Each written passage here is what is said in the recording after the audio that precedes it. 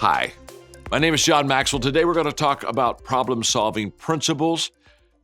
I'm glad you're here with us on Minute with Maxwell, and I'm doing a series of problem-solving principles. In fact, in the last lesson, I talked about the fact that the first thing we need to do is face reality. Just look at the problem as it is. Don't try to change it. Just look at it as it is, because that's how we begin to build our foundation for solving the problem. Today, I want to give you the second problem-solving principle. This is a simple one. Ask for help. Ask for help. Now, as a young leader, I was very weak in this area because I thought that asking for help showed that I was a weak leader, that it exposed a weakness in my life. And so I would go off by myself trying to solve the problems. Now, I didn't have the experience to solve the problems, didn't have the wisdom to solve the problems, didn't have the resources to solve the problems, but there I go off. Why was I going off by myself? Because I didn't want to admit that I had a problem and that I didn't know how to solve it. I thought I'm showing too much weakness. And so for a couple of years as a young leader, this was a problem that I had.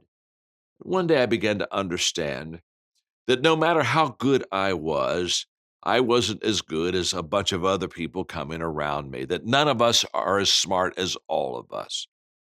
So I began to ask for help.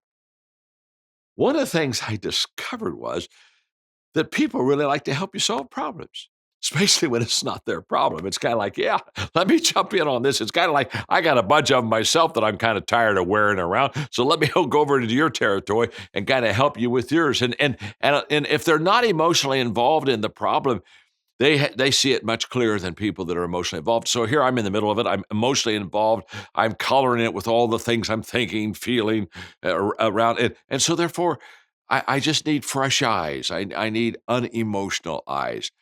And when I started asking for help, guess what I received? Yeah, help.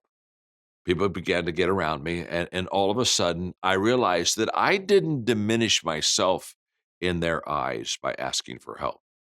In fact, they loved helping me and it connected with them and I got closer to them. Now, notice this. When I asked for help, I didn't diminish myself in their eyes, but I did diminish the problem that I had. So it's kind of a question like, do I want to look good and carry the load all by myself? Or do I want to maybe be a little bit more open, authentic, and honest and let other people into my life and let them help me? Trust me, you'll solve your problems quicker when others help you.